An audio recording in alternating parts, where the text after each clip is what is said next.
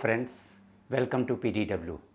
आज हम India China relation के ही संबंध में फिर से बात करेंगे। इस फ्रंट पे कुछ अजीबोगरीब घटना घटी है।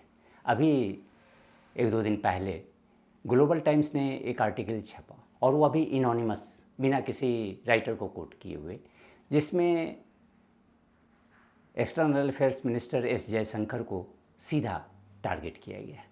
ऐसा पहली बार इंडिया चाइना के संबंध में हुआ। इसके पहले अगर हम देखें तो ट्रंप एडमिनिस्ट्रेशन के जो सेक्रेटरी ऑफ स्टेट थे माइक पोम्पियो, उसके अगेंस्ट में चाइनीज़ मीडिया में बहुत सारी आर्टिकल छपती थी। हमेशा उसके अगेंस्ट में they use to spit venom. Similar was the case with UK foreign secretary Dominic Raab. लेकिन इंडिया के केस में ये पहली बार हुई है।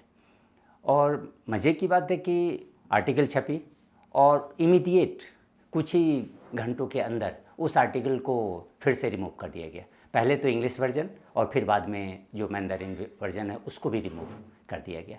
तो उस आर्टिकल में ये कहा गया कि Indian diplomacy has S Jaishankar problem. इसका मतलब है कि जो इंडिया, और स्पेशली उस आर्टिकल में इंडिया चाइना के कंटेक्स्ट में कहा गया है कि इंडिया चाइना दोनों ही अपने जो इरिटेंट्स हैं या जो फ्लैश पॉइंट्स हैं उसको रिजॉल्व करना चाहते हैं, लेकिन उसके बीच का जो सबसे बड़ा रोड ब्लॉक है वो जयशंकर है, क्योंकि वो नहीं चाहता कि इंडिया चाइना के रिलेशन में कोई सुधार आए।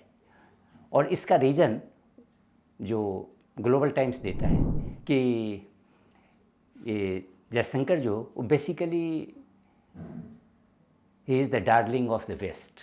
वो हमेशा उनकी चिंता ये रहती है कि वो वेस्टर्न कंट्रीज़, खास करके यूएस के इंटरेस्ट को कैसे हम प्रमोट करें। वो ये नहीं समझते कि इंडियन नेशनल इंटरेस्ट क्या है, और इसीलिए उनका हमेशा फोकस इंडिया चाइना के रिलेशन को बैक बर्नर पर या उसको डिरेल करने की दिशा में रहता है। तो इसका क्या मतलब है? चाइनीज़ इससे क्या कहना चाहते हैं? इसमें कई पॉसिबिलिटी है।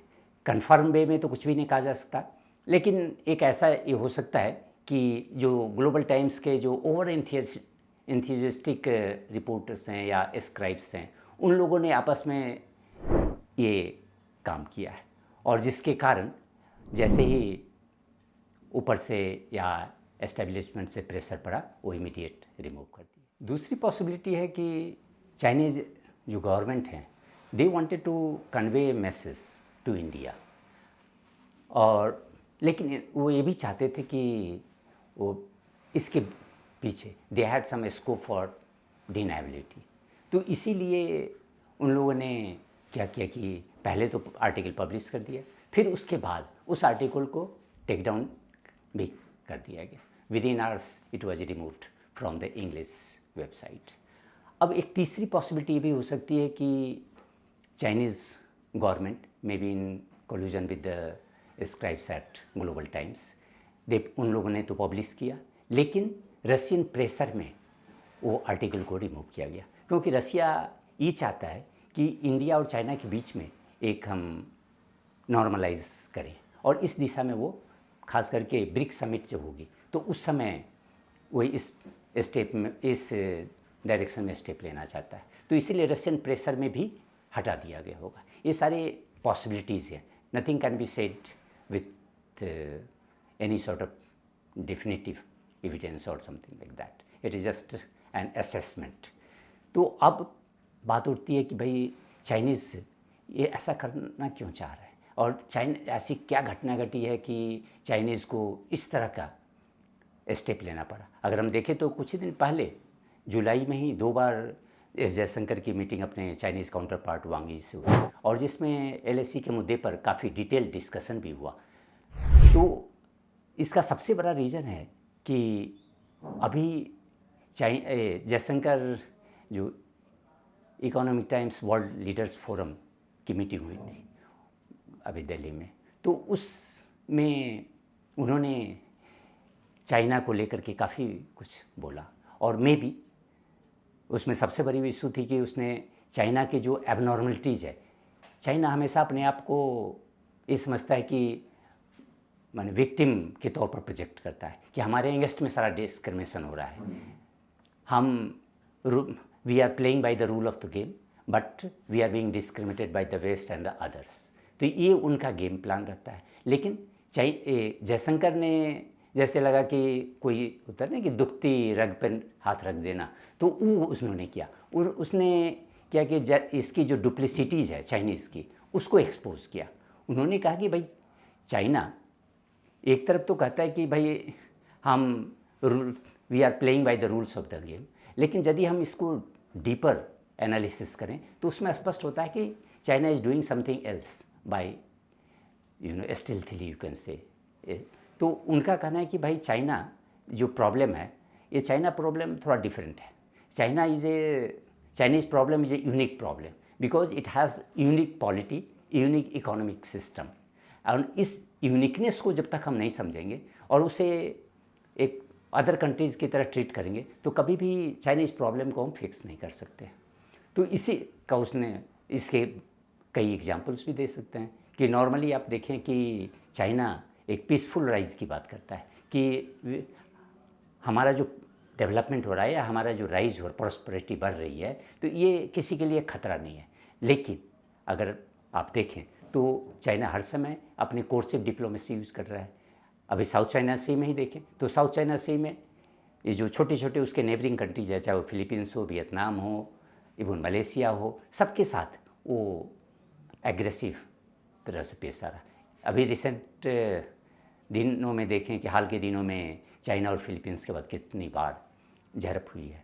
तो इस तरह से ये नहीं है कि चाइना जैसा कह रहा है वैसा कर रहा है, ये डबल स्टैंडर्ड चाइनाज़ का भी है। अगर इंडियन कंटेक्स्ट में भी देखें तो चाइना कह रहा है कि भाई इंडिया और चाइना को बड़ा ही पॉजिटिवली डेवलपमेंटल फ्रंट पे काम करना चाहिए, या इंडिया चाइना में भी डिफरेंसेस तो हैं लेकिन we should not focus on those differences, instead we should focus on those areas where there are lot of कम्प्लीमेंटरीज।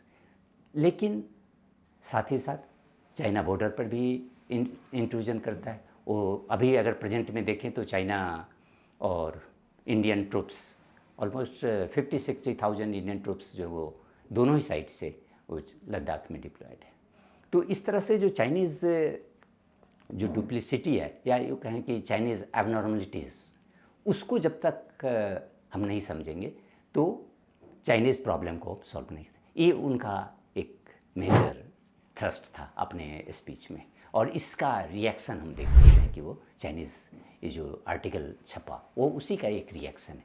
दूसरी बात है कि चाइना और इंडिया दोनों के बीच जब भी नेगोशिएशन हो रहा है इस LAC के ऊपर, तो जयशंकर का रुख बड़ा ही टफ होता है। He is a very tough negotiator. तो जुलाई में भी मीटिंग हुई 2 बार, इसके पहले भी कितनी बार चाइनीज़ जो फॉरेन मिनिस्टर से जयशंकर की मीटिंग हुई, और हर समय उन्होंने यही कहा कि भाई इंडिया और चाइना के बीच नॉर्मलसी हो ही नहीं सकती जब तक कि बॉर्डर एरियाज़ में अगर पीस एंड ट्रैंक्विलिटी की स्थिति नहीं हो। तो दोनों लिंक्ड हैं, लेकिन चाइनीज़ का फोकस जो होता है वो हमेशा ये होता है कि we should keep border issue on the back burner and we should focus on those area where we can cooperate to promote our interests. तो ये तो स्थिति बिगनिंग से थी। अगर हम देखें कि 70s से ही और मोरलेस और इवन 90s में इंडिया चाइना के बीच में कई सारे एग्रीमेंट्स हुए हैं, bilateral agreements, just to keep border issue on the back burner. लेकिन अभी जो 2020 में इंडिया और चाइना के बीच जो इनकर्सन हुआ उसमें तो उन्होंने सारे एग्रीमेंट्स को ताक पे रख दिया।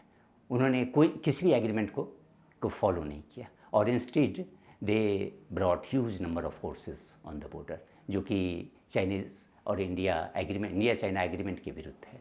तो इस तरह से हम देखते हैं कि जब भी इंडिया चाइना का नेगोशिएशन है तो उसमें जयशंकर का रोल बड़ा ही टफ होता है, वो हमेशा टफ स्टैंड लेते हैं। तीसरी बात हम कह सकते हैं कि ग्लोबल स्टेज पे अगर इंडिया का जो ग्लोबल प्रोफाइल है वो अगर बढ़ा है तो उसमें जयशंकर का बहुत बड़ा रोल है, क्योंकि ये इंडियन नैरेटिव को बड़े ही आर्टिकुलेट तरीके से डिफरेंट जो मल्टीलेटरल फोरम्स हैं वहाँ भी इन्होंने प्रेजेंट किया है। और अभी भी अगर हम देखें तो जस्ट रशिया यूक्रेन वॉर के टाइम से उस इशू पर इंडिया को काफ़ी अपोजिशन फेस करना पड़ा। बिगनिंग में तो इंडिया ने कंडेम नहीं किया, उसके बाद इंडिया रशियन ऑयल भी परचेज करती रही।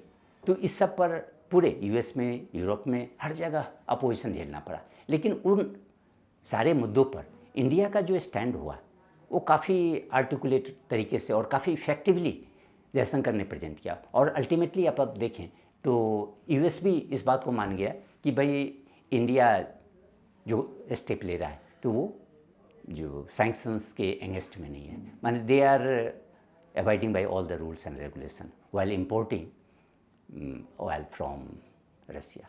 तो इस तरह से हम देखें कि जयशंकर का रोल इंडियन फॉरेन पॉलिसी को प्रमोट करने में काफ़ी इफ़ेक्टिव और काफ़ी महत्वपूर्ण है।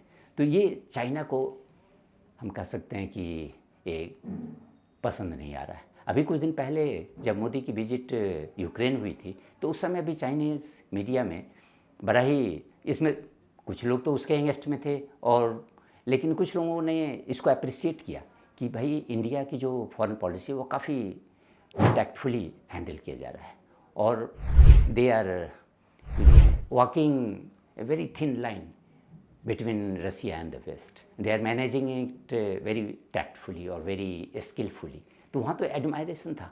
और इसका भी एक रिएक्शन कह सकते हैं कि इन सारी चीज़ों को अगर देखते हुए आप ये अंदाज़ लगाएं कि भाई जब जयशंकर इंडियन इंटरेस्ट को इतना इफेक्टिवली प्रमोट कर रहा है आउटसाइड, तो फिर वो कैसे हो सकता है कि भाई वो अपने पर्सनल इंटरेस्ट को नेशनल इंटरेस्ट के ऊपर और उससे ज़्यादा प्रायोरिटाइज कर रहा है। तो ये इन सारे जो रीजंस हैं जो जयशंकर के फेवर में जाता है और यूँ कह लें कि चाइनीज़ के अगेंस्ट में, तो ये इससे एक बौखलाहट कह सकते हैं कि चाइनीज़ मीडिया में, चाइनीज़ एस्टेब्लिशमेंट में, क्योंकि Global Times it is just propaganda mouth और machinery for the Chinese government.